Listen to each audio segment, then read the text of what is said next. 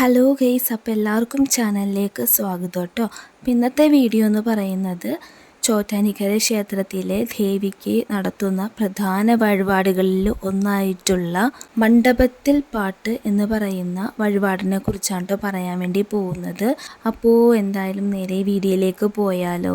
ജഗദീശ്വരിയായിട്ടുള്ള ആദിപരാശക്തിയാണ് ക്ഷേത്രത്തിലെ പ്രധാന പ്രതിഷ്ഠയായിട്ടുള്ള ചോറ്റാനിക്കരയമ്മ. ഭഗവതിയെ മഹാലക്ഷ്മി ഭാവത്തിൽ മഹാവിഷ്ണുവിനൊപ്പമാണ് പ്രതിഷ്ഠിച്ചിരിക്കുന്നത്. കൂടാതെ ആദിപരാശക്തിയുടെ മറ്റൊരു ഭാവമായ ഭദ്രകാളിയാണ് കീഴ്ക്കാവിലമ്മ. അതായത് പ്രധാന ക്ഷേത്രത്തിന് താഴെ സ്ഥിതി ചെയ്യുന്ന കീഴ്ക്കാവ് എന്നറിയപ്പെടുന്നത്. ഭഗവതിക്കും മഹാവിഷ്ണുവിനും ഭദ്രകാളിക്കും തുല്യ പ്രാധാന്യമാണ് ഈ ക്ഷേത്രത്തിൽ ഉള്ളത്. ഭഗവതിയെ പ്രധാനമായി 3 ഭാവങ്ങളിലാണ് ക്ഷേത്രങ്ങളിൽ ആരാധിക്കുക. ആയതിനാൽ 3 രീതിയിലുള്ള അലങ്കാരങ്ങളും 3 രീതിയിൽ പ്രത്യേക പൂജയും ഇവിടത്തെ പ്രത്യേകതയാണ്. ചോറ്റാനിക്കര ക്ഷേത്രത്തിലെ പ്രധാന വഴിപാടുകളിൽ ഏറ്റവും ഒന്നാമതാണ് മണ്ഡപത്തിൽ പാട്ട് എന്ന് പറയുന്നത്. രണ്ടാമതാണ് ഗുരുതി പൂജ എന്ന് പറയുന്നത്. ഗുരുതി പൂജ കീഴ്ക്കാവ് ക്ഷേത്രത്തിലാണ് പ്രധാനമായി നടക്കുന്നത്. മണ്ഡപത്തിൽ പാട്ട് മേൽക്കാവിലാണ് പ്രധാന വഴിപാടായിട്ട് നടക്കാറുള്ളത്. ഇത് പേര് സൂചിപ്പിക്കുന്നത് പോലെ തന്നെ നമസ്കാര മണ്ഡപത്തിലാണ് ഇത് നടക്കാറുള്ളത്. ഇന്ന് ഈ മണ്ഡപത്തിൽ പാട്ട് നേരുന്നവർ വളരെ അപൂർവം തന്നെയാണ് കേട്ടോ.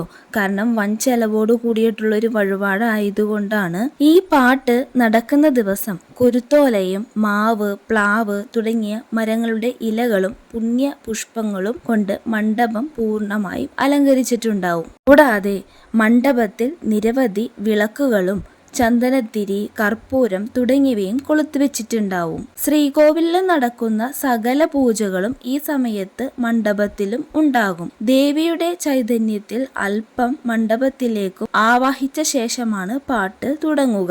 ഈ സർപ്പം പാട്ടിന് ഉപയോഗിക്കുന്ന പോലുള്ളൊരു വാദ്യം വായിച്ചുകൊണ്ട് തന്നെയാണ് ബ്രാഹ്മണി അമ്മ പാടുന്നത്. ഈ ബ്രാഹ്മണി അമ്മ എന്ന് പറയുന്നത് അത് പുഷ്പക സമുദായത്തിൽപ്പെട്ട സ്ത്രീകളെയാണ് ബ്രാഹ്മണി അമ്മ എന്ന് പറയുന്നത്. എന്നാൽ ബ്രാഹ്മണിപ്പാട്ട് മാത്രമല്ല, അതിനോടൊപ്പം ഉദയാസ്തമ പൂജ, ഗുരുതി പൂജ, അന്നദാനം, ചുറ്റുവിളക്ക്, നിറമാല എന്നിവയും ഇതിൽ ഉൾപ്പെടും. ആയതിനാലാണ് വൻ ചെലവ് ഉള്ളതായിട്ട് വരുന്ന വഴിപാടാണ് ഈ മണ്ഡപത്തിൽ പാട്ട് എന്ന് പറയുന്നത്. പ്രത്യേക താളത്തിലുള്ള ദേവീ സ്തുതികൾ ആലപിക്കുമ്പോൾ സമീപം നിരവധി ഭക്തർ നിറഞ്ഞു നിൽക്കുന്നുണ്ടാവും. ചതുശതം എന്നീ പേരുള്ള ഒരു പ്രത്യേക പായസമാണ് അന്ന് ദേവിക്കുള്ള പ്രധാന നിവേദ്യം. അതായത് ഈ ചതുദശം എന്ന് പറയുന്നത് 101 നാഴി അരിയും 101 കദളിപ്പഴവും 101 പലം ശർക്കരയും 101 നാളികേരവും എന്നിവ ചേർത്തുണ്ടാക്കുന്ന പായസമാണ് ചതുദശം എന്നറിയപ്പെടുന്നത്. ഇവയ്ക്കെല്ലാം ശേഷം ഈ ബ്രാഹ്മണി അമ്മയ്ക്ക്